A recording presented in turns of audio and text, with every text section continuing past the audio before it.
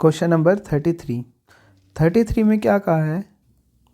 33 में बोला है an E M F equals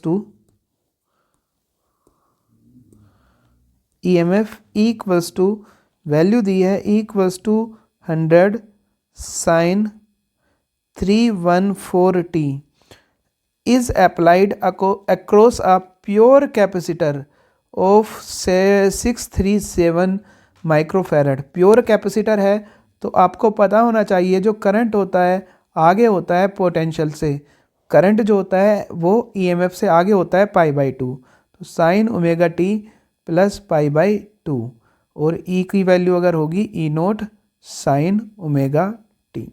ठीक है, तो कौन आगे होगा? करंट आगे होगा। तो ये आपको क्या करना है? इंस्टेंटेनियस करंट निकालनी है। तो ये मैंने आपको निकाल दिया, बस आई नोट और ओमेगा की वैल्यू आपको निकालनी है। ठीक है, तो अब आप देखेंगे इसकी कंपेयर करेंगे E equals to E not sine omega T से क्या करेंगे? कंपेयर। तो इसकी आप कंपेयर करेंगे तो आप देखेंगे ई नोट की वैल्यू आपके पास आ गई 100 और ओमेगा की वैल्यू आपके पास आ गई 314। अब आपको आई नोट निकालना है इंस्टेंटेनियस करंट के लिए। तो आई नोट का फॉर्मूला होता है I equals to E note upon R. अब ये प्योरली कैपेसिटिव सर्किट है तो आर की जगह पर आएगा आपके पास एक्स सी। क्या आएगा? एक्स सी, क्योंकि कैसा सर्किट है? Purely capacitive. उसके बाद epsilon not I not equals to E note upon, आपको पता है एक्स एक्सएल का फॉर्मूला होता है ओमेगा एल, एक्स सी का होता है 1 अपॉन ओमेगा सी। तो ये ऊपर चला जाएगा ई नोट ओमेगा सी। बस आपको इसको सोल्व करना है, मल्टीप्लाई करना है इसको। ठीक है, तो एप्सिलॉन ई नोट की वैल्यू कितनी है? ई नोट की वैल्यू है 100, ओमेगा की वैल्यू 314 और सी की वैल्यू है 637 इंटू 10 की पावर -6। तो जब आप इसको सोल्व करेंगे तो इसको सोल्व करने पर आपकी वैल्यू आ जाएगी कितना? 20 एम्पियर। तो इस तरह से इंस्टेंटेनियस करंट जो आएगी वो कितनी आएगी? I equals to I naught sine omega T का मतलब 314t प्लस π/2।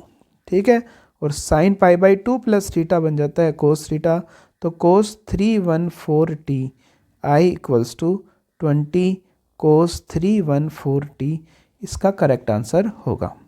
इसके बाद इसका सेकंड पार्ट हम देखते हैं। सेकंड पार्ट में क्या है? देखिए सेकंड पार्ट में पूछा है इंस्टेंटेनियस पावर P निकालनी है। P का फॉर्मूला बस क्या है? P equals to V I, V means E I. ठीक है, दोनों की मल्टीप्लाई करनी है आपको। V कितना है? E की वैल्यू है ये रहा 100 साइन 314t इंटू ये E की वैल्यू इंटू अब I कितना है? 20 कोस 314t। ठीक है, तो इसकी वैल्यू आएगी 2120 साइन 314t और कोस 314t। ठीक है, तो ये वैल्यू आपके पास किसकी आ गई? पावर की। अब आप इसमें क्या कर सकते हैं? 2 से डिवाइड करना, 2 से मल्टीप्लाई करना। मल्टीप्लाई वाला 2 साइन ए कोस ए का साइन 2a फॉर्मूला हो जाएगा। आप करके दिखा देता हूँ। 2000 अपॉन 2, 2 से डिवाइड, 2 से मल्टीप्लाई, 314t ये बन गया साइन 2a, ये 1000 और साइन 2a 2 इंटू 314t।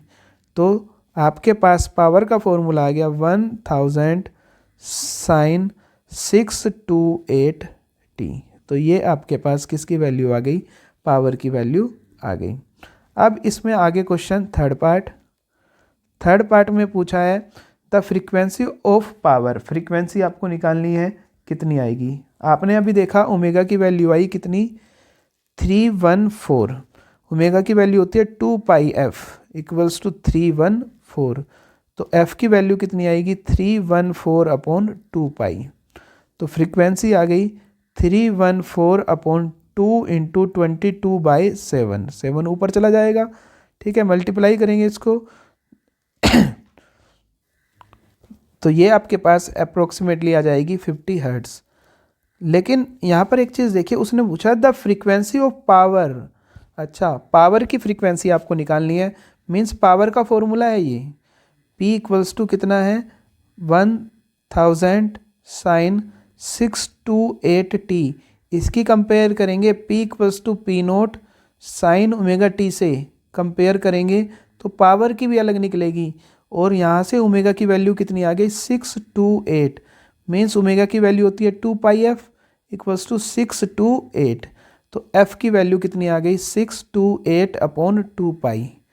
628 का मीनिंग क्या है, 2 से डिवाइड कर दीजिए, 314 अपॉन 3.14, इससे कट गया 100 टाइम, तो फ्रीक्वेंसी कितनी आ गई 100 हर्ट्ज़। तो पावर की फ्रीक्वेंसी आ गई आपके 100 हर्ट्ज़ और सोर्स की फ्रीक्वेंसी आपके पास कितनी आ गई 50 हर्ट्ज़। ये हमने दोनों निकाल ली, इसकी ज़रूरत नहीं है, ठीक है, ये पूछा है।